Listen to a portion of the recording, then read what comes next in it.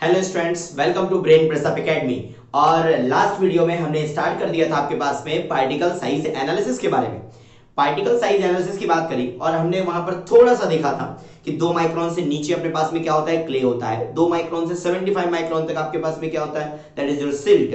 75 से आपके पास है 4.75 mm तक आपके पास में क्या आता है, that means 75 micron, that means 0.075 mm। बहुत छोटी छोटी सी चीजें हैं और छोटे छोटे से पॉइंट है, उनको वहां पर ध्यान रखिए कि 75 माइक्रोन या 0.075 mm से लेके 4.75 mm तक क्या होता था, सैंड होता था। और 4.75 से 80 mm तक क्या होता था, ग्रेवल होता था। तो आपको बाउंड्री डिफरेंशिएट करने को बोलेगा और सी एनालिसिस में हम देखेंगे भी चीजें आगे कैसे वहां पर डिफरेंशिएट होता है। तो आपने देख लिया था कि दो टाइप से एनालिसिस कर सकते हैं। एक होता है आपके पास में सीव एनालिसिस, एक होता है आपके पास में सेडिमेंटेशन एनालिसिस। तो बेसिकली हमको सीव एनालिसिस और सेडिमेंटेशन एनालिसिस के बारे में आज यहां पर पढ़ना है, ठीक है। तो हम वहां पर सबसे पहले उठाते हैं पार्टिकल साइज एनालिसिस में क्या, that is your sieve analysis. Okay, दो टाइप का एनालिसिस देखा था आपने। पहले आपने बोला था कि सर क्ले ये होता है, सिल्ट ये होता है, सैंड ये होता है, ग्रेवल ये होता है, बोला था कि नहीं। इसके बाद में आपके पास में क्या आया, इसके बाद में आता है कि आखिरकार ये तो तुम्हें पता है, ये तो तुम चार्ट लेके घूम रहे थे बाजार में इतनी तेजी से, बट सामने जब वहां पर इनसितु कंडीशन पर पहुंचे, जब आपके पास में साइड में पहुंचे, तब कैसे पता लगाओगे। तो कोई ना कोई मेथड तो होना चाहिए कि साइज देख के, हाथ से देख के तो बता नहीं दोगे कि अंदाजा तो चल नहीं रहा है तुम्हारा। वहां पर 10 माले की बिल्डिंग बनाना है, 20 माले की बिल्डिंग बनाना है, तो अंदाजे से काम तो होगा नहीं, एक मंजिल बना सकते हो। तो आपके पास में यहां पर जब बात करेंगे सॉइल को पहचानने की, तो आपको बनाना पड़ा पार्टिकल साइज डिस्ट्रीब्यूशन कर्व, क्योंकि तुमको बोलना था कि ये सर वेल ग्रेडेड सॉइल है, कि सर ये यूनिफॉर्मली ग्रेडेड है, कि पुअरली ग्रेडेड है, गैप ग्रेडेड। तो तुमको ये नाम देना था। उनको नाम देने के लिए तुमको ग्राफ चाहिए, ग्राफ चाहिए परसेंटेज फाइनर और पार्टिकल साइज के बीच में। तो ये परसेंटेज फाइनर और पार्टिकल साइज को निकालने के लिए ही तुमने यहां पर पार्टिकल साइज एनालिसिस किया। बात समझे? मतलब हमारा अप्रोच क्या है, हमारा अप्रोच है पार्टिकल साइज डिस्ट्रीब्यूशन कर्व, जिसको पाने के लिए परसेंटेज एन और डी चाहिए। D stand for diameter. तो उसके लिए हम यहां पर सारी की सारी जितनी ये मगजमारी कर रहे हैं, ये सब उसके लिए कर रहे हैं, ठीक है। तो अब देखो कि जैसे अगर मैं बोलूं कि तुमको यहां पर क्या करवाना था, पार्टिकल साइज एनालिसिस करवाना था, तो उसमें दो एनालिसिस आए थे। एक आए थे, ये चीजें पहले डिस्कस हो चुकी है, इसलिए बस रिपीट कर रहा हूं, लिख नहीं रहा हूं बोर्ड पर, ठीक है। बार बार वही लिखूंगा, मतलब क्या तुम्हारा दूसरा वीडियो देखने से। तो देखो यहां पर कि सीव एनालिसिस की बात करो, तो सीव एनालिसिस की बात करी तो मैंने यहां पर हेडिंग डाल दी आपके पास में क्या, that is your sieve analysis, ठीक है। ये सीव एनालिसिस यहां पर हमने हेडिंग डाल दी। अब सीव एनालिसिस दो टाइप का है। आपने बोला था कि सर ये दो टाइप का होता है। आपने मुझे बताया था कि एक होता था आपके पास में कौन सा, कोर्स सीविंग। क्या होता था आपके पास में, कोर्स सीविंग। और एक होता था आपके पास में फाइन सीविंग। कोर्स सीविंग को आप बेसिकली बोलते थे क्या, that is your gravel sieving. और फाइन सीविंग को बोल देते थे आपके पास में क्या, सैंड सीविंग, ठीक है। तो सीव तुम समझते हो, सिविल इंजीनियर में एंट्री करते हो, तुम्हारे पास फर्स्ट ईयर सेकंड ईयर में तुम्हें सीव के दर्शन हो जाते हैं। वो बात अलग कि तुम लैब ना गए होगे कभी, पर तुम्हें सीव पता चल जाती है कि हाँ सीव होती है। सीव इज व्हाट, सीव इज लाइक छन्नी, चाय की छन्नी होती ना, बस तो वही हो गई तुम्हारे पास में सीव। तो आपके पास में अलग अलग यहां पर अलग अलग सीव होती है। कहने का मतलब कि चलो मैं बोल देता हूं कि आपके पास में ये 2 mm की सीव है, तो 2 mm की छन्नी है, मतलब ओपनिंग साइज इसका 2 mm है। कहने का मतलब 2 mm से छोटा पार्टिकल इससे पास कर जाएगा और जो उससे बड़ा है वो ऊपर रह जाएगा। तो तुम्हें क्या पता चल जाएगा कि कितने पार्टिकल 2 mm से ऊपर है, कितने पार्टिकल 2 mm से नीचे। तो छन्नी का मतलब समझे। तो आपको बस छन्नी लगा के वहां पर पार्टिकल के साइज को अलग अलग करना है कि भैया 4 mm से 2 mm तक ये है, 2 mm से 1 mm तक ये है, 1 mm से 0.5 mm तक ये है। तो तुमको बस ये काम करना है और यही हो गया सीव एनालिसिस, ठीक है। तो देखो सीव एनालिसिस आपके पास दो टाइप का है, या तो कोर्स सीविंग होगी, ग्रेवल सीविंग होगी, या तो तुम्हारे पास में फाइन सीविंग होगी या सैंड सीविंग आप बोल देते हो। कोर्स और फाइन से रिलेट ना कर देना कि ग्रेवल और सैंड, कोर्स ग्रेन्ड सॉइल, और फाइन में चले जाओ सिल्ट एंड क्ले। भैया सिल्ट एंड क्ले यहाँ पे है ही नहीं, है ही नहीं। वो तो तुमने बस नाम बता दिया कि gravel as compared to sand बड़ा है तो कोर्स बोल दिया, सैंड एज कंपेयर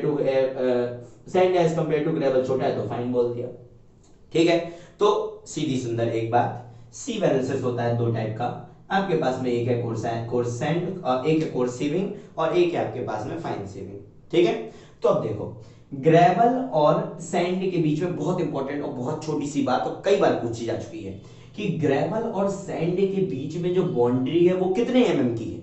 ग्रेवल और सैंड के बीच में जो बाउंड्री है वो कितने mm की है, वो आपके पास में डिफरेंशिएट करती है 4.75 mm की बाउंड्री। करती है कि नहीं करती, 4.75 mm के बीच में होता है। अब तुमको ग्रेवल के बारे में पता लगाना है कि किस किस साइज का ग्रेवल है। तो मैं बोलता हूं कि यहाँ पर तुमने अलग अलग छन्नी यूज की होंगी। आपने वहां पर एक छन्नी यूज कर ली होगी 80 mm की, तो पूरे पार्टिकल इससे नीचे आ गए होंगे अगर ग्रेवल है तो, क्योंकि ग्रेवल का अपर लिमिट क्या है 80 mm।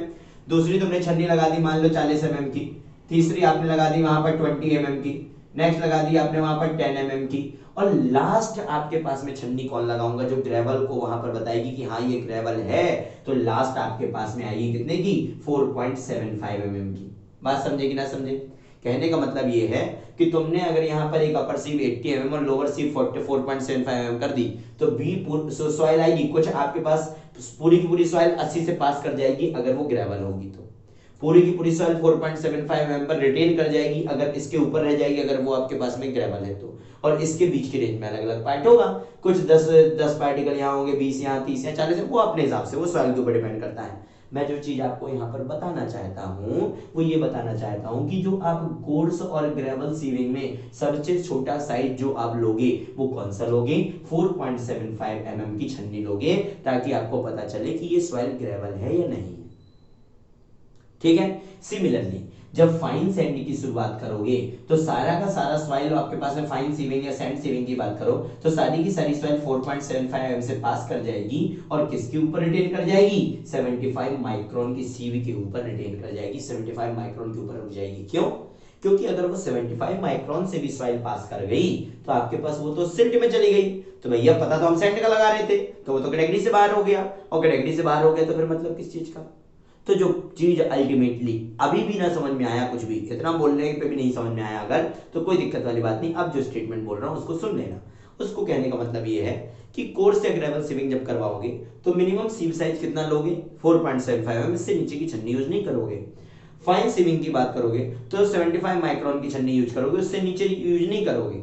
Is it okay? तो ये बस आपको ध्यान रखना है, एक आपके पास में इसको ध्यान रखो, एक आपके पास इसको ध्यान रखो। अब देखो मार्केट में गए, अब मार्केट में तुम्हारा दिमाग तो चल ही रहा था, बोले सर सीव एनालिसिस पढ़ रहे हो, फिर इसके बाद सेडिमेंटेशन एनालिसिस भी बताओगे और फिर कुछ एनालिसिस बताओगे, काहे को इतना बना रहे हो सिलेबस, आपके पास सीवी एनालिसिस से सारे के सारे करवा देते। कहने का मतलब ग्रेवल सैंड सिल्ट क्ले चारों को सीव से बता देते। तो तुम गए बाजार में, बोले कि सिल्ट और क्ले के बीच में जो डिफरेंस है, सिल्ट और क्ले के बीच में जो डिफरेंस है वो कितने का है, वो है आपके पास में, आपके पास कितने का था, सिल्ट और क्ले के बीच में 2 माइक्रोन का। कितने का था? 2 माइक्रोन का। तुमने बोला कि एक काम करो, बाजार में दुकान वाले से बोले 2 माइक्रोन की एक काम कर तो सीव निकाल के दे दे, तो दुकान वाला आपको देखने लगेगा, बोलेगा सर 2 माइक्रोन का तो है ही नहीं अपने पास, यहाँ पर ये साइज का सीव तो अवेलेबल नहीं है। तुमने बोला कितने साइज का, बोले सर मार्केट में 75 माइक्रोन का ही सबसे छोटा सीव आता है, उससे छोटा है ही नहीं। तो तुम्हें पता चला कि जो सबसे छोटे साइज की छन्नी अवेलेबल है मार्केट में वो 75 माइक्रोन की है, इससे तो है ही नहीं। तो जब इससे ज्यादा वहां पर नहीं है तो फिर तुम सॉइल को डिफरेंशिएट करोगे कैसे? इसीलिए तुम सिल्ट और क्ले का पता लगाने के लिए सेडिमेंटेशन एनालिसिस में चले गए। जबरदस्ती सिलेबस बढ़ाने का शौक तो किसी को नहीं है, तो आपके पास में सिल्ट और क्ले को क्यों चले गए, क्योंकि यहां पर उससे निकाल नहीं सकते, इसलिए समस्या थी। अब समझे कि सीव एनालिसिस में केवल 2 ही चीजों का पता क्यों चलता है, क्योंकि इससे ऊपर की छन्नियां बनी हुई हैं। ठीक है, तो आपके पास में ऐसा नहीं कि बनी नहीं होगी अभी तक, इतना दिमाग सबके पास है, किसी ना किसी ने बना दी होगी, बट जनरल प्रैक्टिस में नहीं है। इसीलिए आप बोलते हो कि जो स्मॉलेस्ट सीव साइज आपके पास अवेलेबल होता है वो 75 माइक्रोन तक का होता है। ठीक है, नेट पे आप सर्च करोगे तो 22-40 तक का दिखा देगा, but in general in practice आपके पास में आप नहीं बोलते ऐसा। तो जब क्वेश्चन पूछा जाएगा तो यहाँ से 3 क्वेश्चन बने, देखो कि आपके पास में ग्रेवल और सैंड के बीच की बाउंड्री है 4.75 mm, सैंड की सबसे मिनिमम सीव साइज है आपके पास में 75 माइक्रोन, और स्मॉलेस्ट सीव साइज जो अवेलेबल है वो आपके पास में क्या है, 75 माइक्रोन का स्मॉलेस्ट सीव साइज अवेलेबल है यहाँ पर। ठीक है, तो इतनी कहानी क्लियर है। और अब मैं यहां पर करता हूं सीविंग। तो देखो छन्नी चाहे आप यहां लगाओ चाहे आप यहां लगाओ, बात बराबर है। तो मैं एक प्रोसेस बता देता हूं, सेम टू सेम दूसरा प्रोसेस हो जाएगा, ज्यादा दिक्कत है नहीं। आपने क्या करवा दी, आपने यहां पर पढ़ा कोर्स सीविंग, क्या पढ़ा, कोर्स सीविंग बता देते हैं, या फिर आप इसको बोल देते हैं क्या, that is your gravel sieving. ठीक है, कोर्स सीविंग, या फिर आपके पास में क्या बोल देते हैं, that is your gravel sieving, यहां पर हम बोल देते हैं। तो देखो करना क्या है, तुम सीव साइज कैसा डिक्रीजिंग ऑर्डर में लगा देते हो। कहने का मतलब सबसे ऊपर तुमने किसकी छन्नी लगा दी, आपने 80 mm की, फिर दूसरी किसकी लगा दी 40 mm की, तीसरी 20 mm की, चौथी 10 mm की, और ये 4.75 mm की। कहने का मतलब आपने यहां से सॉइल को पास कराया, जो 80 से बड़ी पार्टिकल होंगे वो यहां पर रुक जाएंगे, ठीक है। इससे छोटे पार्टिकल पास करें, फिर 40 से बड़े वाले उसके पास में यहां पर रुक जाएंगे, फिर उसके बाद में 20 से बड़े वाले यहां पे रुक जाएंगे, फिर आपके पास में 10 से बड़े वाले यहां पर रुक जाएंगे, और बचे पार्टिकल कहां रुक जाएंगे 4.75 mm से। क्यों? अगर 4.75 से पास करेंगे तो वैसे वो ग्रेवल नहीं, आपको मतलब तो सिर्फ ग्रेवल से था, बात समझे? बोले सर कैसे बोल रहा हूँ पूरे के पूरे यहाँ रुक जाएंगे? मैं इसलिए बोल रहा हूँ कि जो रुकेंगे उनसे तो मतलब है आपको, जो पास हो गए वो तो सैंड में पहुंच गए, उनसे क्या मतलब आपको? बात समझो कि ना समझो? Is it okay? तो 80 mm में कुछ रिटेन किए, आपके पास में 40 mm पर कुछ रिटेन किए, 20 mm पर कुछ रिटेन किए, 10 mm पर कुछ रिटेन किए, 4.75 mm पर रिटेन किए। फिक्स नहीं है कि 80 40 20 10 और 4.5 4.75 mm ही लेना है, आप आपके अकॉर्डिंग वहां पर ले सकते हो, बट रेंज आपका यहाँ से यहाँ तक होना चाहिए, दैट्स इट, इसके अलावा कुछ नहीं, ठीक है। तो तुम पर्टिकुलर सॉइल लेके आ गए, हो सकता है कुछ सॉइल यहाँ से पास कर जाए, हो सकता है कुछ सॉइल यहाँ पर रिटेन कर जाए, दोनों चीज होंगी, तो आप उसको अपने ऑब्जर्वेशन में ही तो ले रहे होगे, इसीलिए तो आपने बोल दिया सीव एनालिसिस, ठीक है। दिमाग वापस साफ कर लो, पूरा पूरा साफ कर लो, वापस से स्टार्ट करते हैं, मतलब प्रोसेस अब मैं बताना स्टार्ट करता हूँ। कोर्स सीविंग और ग्रेवल सीविंग का प्रोसेस, सबसे पहली चीज कि डिक्रीजिंग ऑर्डर में सीव को आपके पास में क्या करते हैं, अरेंज करते हैं। कैसे? तो यहां पर मैं लिख देता हूं that is your decreasing order. समझ में आ जाएगा किस चीज के लिए है कि सीव साइज को डिक्रीजिंग ऑर्डर में, सबसे पहले बड़ी, फिर उससे छोटी, फिर उससे छोटी, फिर उससे छोटी, फिर उससे छोटी, इस तरीके से आप सीव साइज को अरेंज करते हैं, ठीक है। अब इसको अरेंज करने के बाद में आप परसेंटेज फाइनर का पता लगा लेते हैं। किसका पता लगाते हैं? परसेंटेज फाइनर, परसेंटेज फाइनर, और यही आपके पास में आप इसी को क्या बोला करते थे, परसेंटेज एन, ठीक है। अब इस परसेंटेज एन को निकालना है आपको, तो इसको मैं अभी समझाऊं परसेंटेज एन को, उससे अच्छा है कि मैं आपको एक टेबल बना देता हूं और उससे समझा देता हूं, आपको 2 मिनट में सारी चीज क्लियर होगी। देखो, तो ये जो टेस्ट किया मैंने, इसके बारे में बताऊं, एक टेबल अगर मैं बनाता हूं तो मैं आपके पास में सबसे पहला यहां पर बोल देता हूं दैट इज योर सीव साइज। क्या बोल देता हूं? सेट टेबल का सबसे पहला पॉइंट आपके पास में सीव साइज। दूसरा मैं यहां पर बोल देता हूं WT stand for wait, short form है, आपके लिए ओके होगा, ठीक है। वेट, तो वेट आपके पास में यहां पर मैंने बोल दिया कि वेट रिटेन्ड, किस सीव पर कितना वेट रिटेन हुआ है उसको देख लेंगे।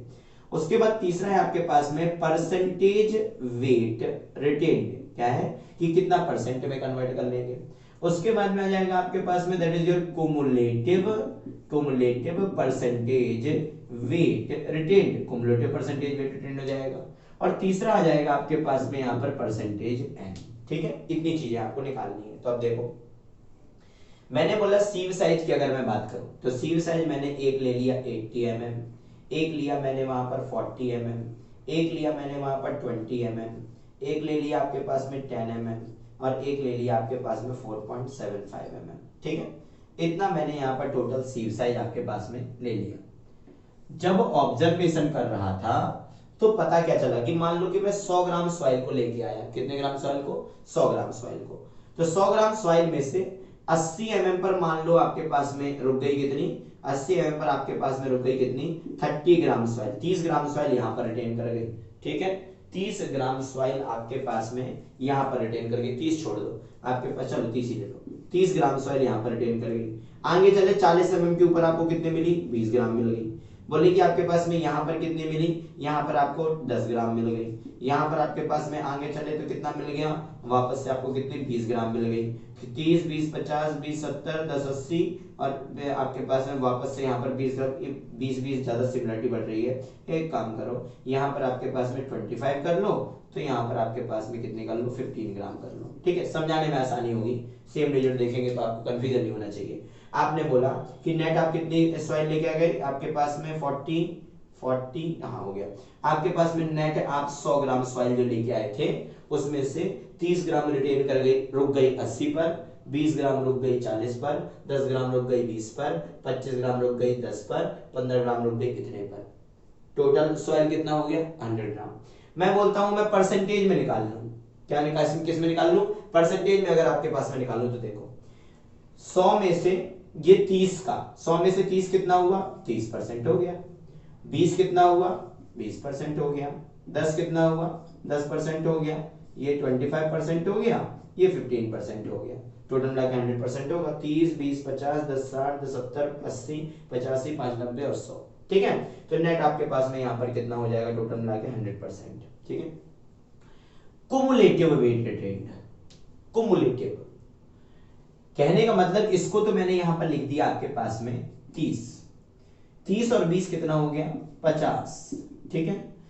20 और 50 और 10 कितना हो गया 60 और 25 कितना हो गया 85 और 15 कितना हो गया 100%।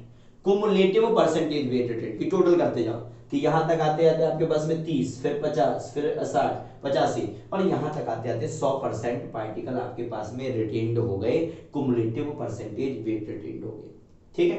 अब देखो जब मैं फॉर्मूला लिखता हूं परसेंटेज एन को निकालना था, अब भूल मत जाना परसेंटेज एन को निकालना था, तो परसेंटेज एन के लिए इतनी मगजमारी चल रही है। परसेंटेज एन क्या होता है 100 minus cumulative percentage weight retained. Formula क्या होता है कुमुलेटिव परसेंटेज वेट रिटेन्ड। अभी तुम्हें भले ही देखने में लग रहा होगा कि सर कुछ भी किए जा रहे हो आप, तो टेबल में तो अपने हिसाब से बनाया जा रहा है, कोई फैक्ट तो बताया नहीं। तुम रिजल्ट जब निकल जाएगा तब तुम देखना पूरा दिमाग क्लिक कर जाएगा क्या हो रहा है क्या नहीं हो रहा। अब देखो परसेंटेज एन में क्या बोला 100 minus cumulative percentage weight retained. Cumulative किधर है, अरे कुमुलेटिव ये रहा भाई, ये रहा कि ना रहा। तो देखो यार आपने बोला कुमुलेटिव मतलब 100 में से इसको घटा दो तो मिल जाएगा। 100 में से 30 घटाया सबको मालूम है 70, 50 घटाया 50 मिलेगा, 100 में 60 घटाया 40 मिलेगा, 85 घटाया 15 मिलेगा, आपके पास में 100 घटाया 0% मिलेगा। और अब तुम देखो यहाँ पे तुम्हें मतलब समझ में आ जाएगा कि यहाँ पर ये परसेंटेज एन का हिंदी में या जिस भी भाषा में आप समझते हो उस भाषा में इसका मतलब क्या है। इसको आपने क्या बोला था परसेंटेज फाइनल बोला था। और अब देखो आप बोलते हो कि 70% particles are finer than 70% particles are finer than this dia. कहने का मतलब 100 में से 70 पार्टिकल ऐसे हैं जो 80 एम से छोटे हैं। तो देखो 100 ग्राम में से 30 ग्राम रुका, बाकी पास किया, तो भाई बिल्कुल बात सही है।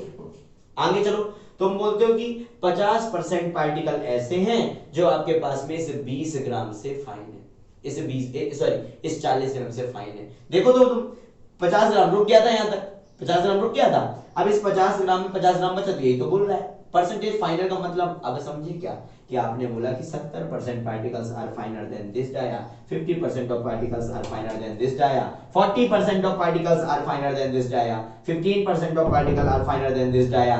और जब भी ना समझ में आए, जब भी तुमको ये मेथड कंफ्यूज करे, जब भी, तो कुछ मत करना, सिर्फ लास्ट डेटा उठाना, तुम्हें वापस से इस वर्ड का मतलब पता चल जाएगा।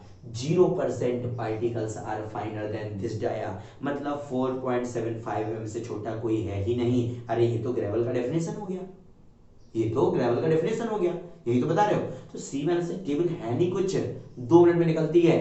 बोले सी साइज अरेंज कर दिया, बोले वेट रिटेन कर दिया, परसेंटेज वेट रिटेन निकाल लिया, कुमुलेटिव परसेंटेज वेट निकाल लिया, परसेंटेज एन निकाल लिया। सर बोले सर क्वेश्चन क्या पूछेगा, सर बोले आप बोल रहे सर पागल हो क्या, इतनी बड़ी टेबल बोलेगा तो नहीं बोलेगा, कोई दिक्कत नहीं, बट 3 डेटा तो दे सकता है ना, 1 2 3 डेटा दे सकता है, दिया भी उसने कई बार, 3 डेटा दे देगा, ये दे देगा, 2 मिनट लगेगा, वो डिजिट ऐसे देगा कि आपको कैलकुलेट करने में आसानी होगी।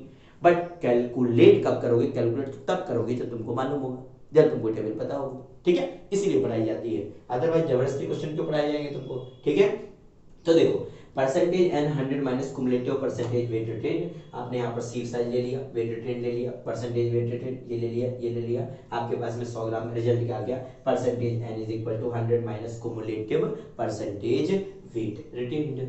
बात समझे कि ना समझे, इतनी कहानी हो गई। तो बोले सर इससे मिला क्या, तो वापस से पार्टिकल साइज एनालिसिस के लिए चाहिए पार्टिकल साइज डिस्ट्रीब्यूशन कर्व के लिए चाहिए percentage N and corresponding particle size का वैल्यू, चाहिए कि नहीं चाहिए। और अब देख लो परसेंटेज एन ये निकल गया, पार्टिकल साइज कहाँ है, अरे भैया पार्टिकल साइज ये रहा कि ना रहा, पार्टिकल साइज ये रहा। कहने का मतलब इस परसेंटेज एन के लिए ये पार्टिकल साइज, 50% के लिए ये पार्टिकल साइज, 40 के लिए ये, इस तरीके से मिल गया, तो आपको परसेंटेज एन मिल गया, पार्टिकल साइज मिल गया। अगर आप ड्रॉ कर दो पार्टिकल साइज डिस्ट्रीब्यूशन कर्व कर दो और फिर बोल दो ये वेल ग्रेडेड वाले इक्वली है, ये यूनिफॉर्मली है, ये गैप है, इज इट ओके। तो ऐसे होती है आपके पास में सी एनालिसिस। एक बार मैं वापस समराइज करता हूँ, वापस पूरा का पूरा कंक्लूड करता हूँ। सुन कि आपने बोला सबसे पहले सी साइज अरेंज किया डिक्रीजिंग ऑर्डर में, किसमें, डिक्रीजिंग ऑर्डर में, फिर कितना वेट रिटेन्ड हुआ है उसको निकाला, फिर उसके बाद परसेंटेज वेट रिटेन को निकाला, फिर आपके पास में वहां कुमुलेटिव परसेंटेज को निकाला, परसेंटेज एन को निकाला, परसेंटेज फाइनल का वैल्यू समझ गए। अब देखो यहाँ पर तुमने देखा होगा, अब सिविल इंजीनियर कितना तो पढ़ लिए हो, तो कुछ अक्षरों से पाला तो तुम्हारा पढ़ चुका होगा। तुम लिखा देखते हो D60, तुम लिखा देखते हो D30, तुम लिखा देखते हो D10, ये 3 स्पेशल देख लेते हो। बट ऐसा नहीं कि सिर्फ ये 3 होते हैं, बहुत सारे होते हैं। तो आपने बोला D60 का मतलब क्या, 60% of particle are finer than this dia. बोले सर कुछ ऐसा बताओ जो स्टेबल में हो, तो मैं यहां पर बोल देता हूं D40, D70, D50, D15। ये देखो D40 का मतलब 40% of particle are finer than this dia. D40 40% of particle are finer than this dia, 40% of particle are finer than this dia. कहने का मतलब इस टेबल में जब मैं बात करूंगा तो D40 का वैल्यू क्या है मेरे दोस्तों, तो बोले सर D40 का वैल्यू है आपके पास में 20 mm। ये किसका वैल्यू हो गया, D40 का। 40% of particle are finer than this dia. बोले सर D70 का वैल्यू कितना है, तो D70 का वैल्यू ये रहा। D50 का वैल्यू कितना है, तो ये रहा। D15 का वैल्यू तो कितना है, ये रहा। D0 जनरली निकालते नहीं है, कॉमन सेंस की बात है, ठीक है। अब देखो तुम्हें पूछता है D30, D10 और D8, बोले ये कहाँ आते हैं, कहीं नहीं आते, टेबल में ही आ जाएगा। यहीं पर कहीं 30 लिखा होगा, 60 लिखा होगा, 10 लिखा होगा, 30, 60, 10 लिखा होगा, तो तुम्हारा काम हो जाएगा। Is it okay, done? बात समझे कि ना समझे, यहाँ तक ठीक है सब? मुझे लगता है ठीक होगा, ठीक है। और नहीं ठीक हो तो एक बार वापस से रिवाइंड करके देख लेना, वैसे तो हो जाना चाहिए। अब देखो फाइन सैंड की बात करें, फाइन सैंड की बात करें अगर, तो फाइन सैंड की अगर फाइन सीविंग और सैंड सीविंग की बात करें तो कुछ नहीं करना, मतलब कुछ तो करना पड़ेगा आपको। तो यहाँ पर बात इतनी सी है कि सिर्फ इतना काम करना है कि सीव साइज चेंज कर दो, सिर्फ और सिर्फ सीव साइज चेंज कर दो। 4.75 से स्टार्ट करो, 75 माइक्रोन पर खत्म करो, सारा प्रोसेस एज इट इज करो, परसेंटेज एनओडी निकालो, पार्टिकल साइज डिस्ट्रीब्यूशन करो, ड्रॉ करो और वहां पर नाम दे दो। तो ये क्या था, सीव साइज, सीव साइज एनालिसिस। अब लास्ट में क्वेश्चन क्या बनते हैं वो देख लो टॉपिक से। तो एक क्वेश्चन तो बन सकते हैं सीव साइज के ऊपर कि इन दोनों के बीच का बाउंड्री क्या है, इसका सबसे छोटा साइज क्या है, स्मॉलर सीव साइज अवेलेबल क्या। एक बार आप इतना समझ गए ना, एक बार आप इतना जज करना सीख जाओ कि आपके पास इस टॉपिक में क्वेश्चन क्या बन सकता है, दैट्स इट।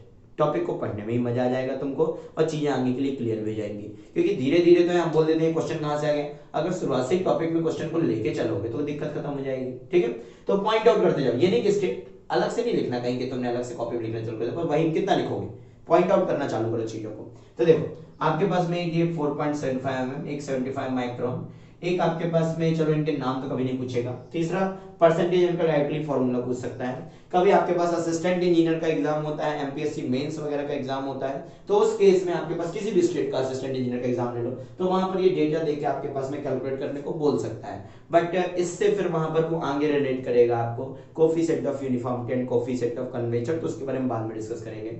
एई लेवल तक में पूछेगा, जेई में कभी नहीं पूछेगा, जेई वगैरह के एग्जाम में कभी नहीं पूछेगा कैलकुलेशन वगैरह को, ठीक है। तो इतनी सी कहानी है। आपके पास सीव साइज हो गया, नाम क्या होता है, परसेंटेज का फॉर्मूला क्या होता है, डिक्रीजिंग ऑर्डर में लगा देते हैं, इतनी सी कहानी है। सेम आपके पास में किसके लिए हो जाएगा, सैंड सीविंग के लिए हो जाएगा या फाइन सीविंग के लिए हो जाएगा, ठीक है। सो ये आपके पास में क्या रहा, ये आपके पास में सीव एनालिसिस रहा। नेक्स्ट वीडियो में हम किस में जाएंगे, सेडिमेंटेशन एनालिसिस। बहुत छोटा सा और बहुत प्यारा सा टॉपिक है, क्योंकि वहां पर हमको देखने को मिलेंगे स्ट्रोक्स जी, और वहां पर हम देखेंगे स्ट्रोक्स लॉ को। और स्ट्रोक्स जी क्यों इंपॉर्टेंट हैं, स्ट्रोक्स जी इसीलिए इंपॉर्टेंट हैं क्योंकि ये यहाँ पर भी आएंगे, ये अपने पास में एनवायरमेंट इंजीनियरिंग में भी आएंगे, और क्योंकि एक टॉपिक दो में कॉमन है इसीलिए एग्जाम में पूछा भी जाता है, ठीक है। आपके पास में एग्जाम में पूछा जाता है, इसलिए टॉपिक इंपॉर्टेंट है। सो नेक्स्ट वीडियो में मिलेंगे स्ट्रोक्स जी के साथ में, मतलब स्ट्रोक्स जी मेरे साथ नहीं होंगे, बट कहीं ना कहीं आपको ऐसा फील होगा कि वो अपने साथ में है, ठीक है। So thank you so much और देखते रहिए, ओके।